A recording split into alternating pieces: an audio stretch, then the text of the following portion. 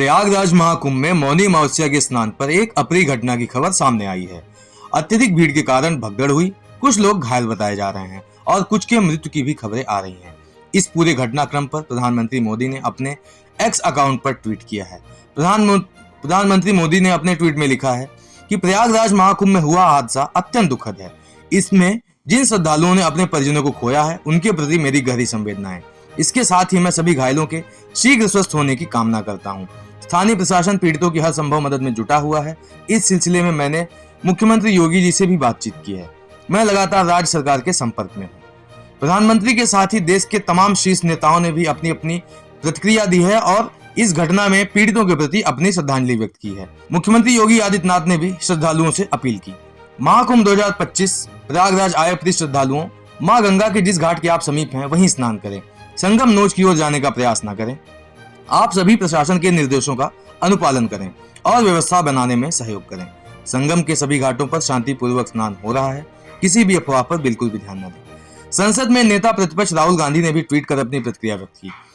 उन्होंने कहा, इस दुखद घटना के लिए कुप्रबंधन, बद इंतजामी और आम श्रद्धालुओं की जगह वीआईपी मूवमेंट पर प्रशासन का विशेष ध्यान होना ही जिम्मेदार है। अभी महाकुंभ का काफी समय बचा हुआ है, कई और महास्नान होने हैं। आज जैसी दुखद घटना आगे न हो, इसके लिए सरकार को व्यवस्था में सुधार करना चाहिए।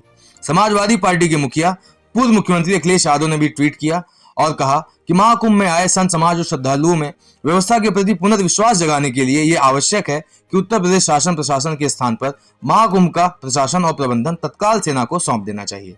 विश्व स्तरीय व्यवस्था करने के प्रचार करते हुए दावों की सच्चाई अब सामने आ गई है, तो जो लोग इसका दावा और मिथ्या प्रचार कर रहे थे, उन्हें इस हादसे में हत हुए लोगों की नैतिक जिम्मेदारी लेते हुए अपना पद त्याग कर देना चाहिए।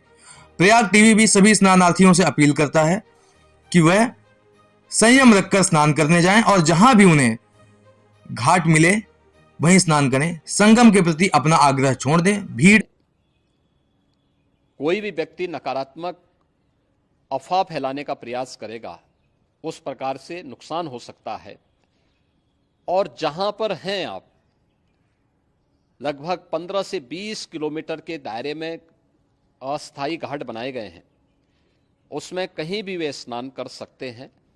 आवश्यक नहीं कि संगम नोच की तरफ ही आएं, क्योंकि भीड़ देखते हुए खासतौर पर जो बुजुर्ग हैं, बच्चे हैं, श्वास के रोगी हैं, उनको लंबी दूरी तय नहीं करनी चाहिए और जहां पर हैं वहीं पर आराम से पहले स्थिर होकर के कार्य करें, वहां पर रह करके।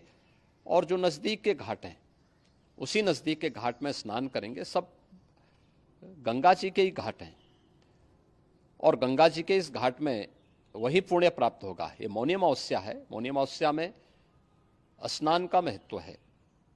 संगम में स्नान का दबाव बहुत ज़्यादा है, इसलिए सभी लोग अगर वहाँ पे इसमें अपना सहयोग करेंगे तो सकुशल हम सभी श्रद्धालु जनों को वहाँ पर स्नान करने में सफल होंगे। और फिर इसके उपरांत अमृत स्नान के लिए पूज्य संतों से भी, अखाड़ों से भी हम लोग अनुरोध करेंगे। जो घायल हैं, गंभीर रूप से घायल हैं, उनके उपचार की तत्परता के साथ व्यवस्था भी की गई है। उन सबके सकुशल स्वस्थ होने की भी हम कामना करते हैं। लेकिन मेरी अपील होगी कि कोई भी नकारात्मक ताना फैलाने दें और न किसी अफवाह पर विश्वास करें। स्थिति नियंत्रण में है। हाँ, दबाव जरूर है, क्योंकि मैंने आपको बताया कि प्रातःकाल से सुबह 8:30 बजे तक 3 करोड़ से अधिक श्रद्धालु स्नान कर चुके हैं। और पूरे मेला क्षेत्र में अगर हम देखेंगे, प्रयागराज में हम देखेंगे, तो लगभग 9 से 10 करोड़ श्रद्धालु इस समय वहाँ पर मौजूद है, जिसमें से 3 करोड़ यह वापस जा रहा है। इसके लिए रेलवे ने भी मेला स्पेशल लगाई हुई है। प्रातःकाल से लगभग 40 मेला स्पेशल प्रयागराज स्टेशन से, जोशी स्टेशन से, अन्य स्टेशन से श्रद्धालुओं को लेकर के सकुशल स्नान कराने के बाद उनको लेकर के गंतव्य की ओर आगे बढ़ी है। और लगातार ये प्रक्रिया वहाँ पर आगे बढ़ाई जा रही है। होर्डिंग एरिया भी बनाए गए हैं। प्रशासन जो वहाँ पर डायरेक्शन दें, मुझे लगता है सब लोग उसका पालन करेंगे तो सकुशल, क्योंकि पूरा दिन भर देर रात्रि तक अमृत स्नान का मुहूर्त है, मौनी अमावस्या का जो मुहूर्त है पूरे रात्रि भर है, इसलिए ये नहीं हो केवल इस पे कि हम अभी स्नान करेंगे, आवश्यक नहीं, कभी भी आप स्नान कर सकते हैं। तो उस पर जरूर सभी से मेरी विनम्र अपील होगी कि वे लोग उस पर सहयोग करेंगे तो सकुशल सभी को स्नान कराने में और सकुशल इस महापर्व को आयोजित करने में प्रशासन को और शासन को मदद मिलेगी।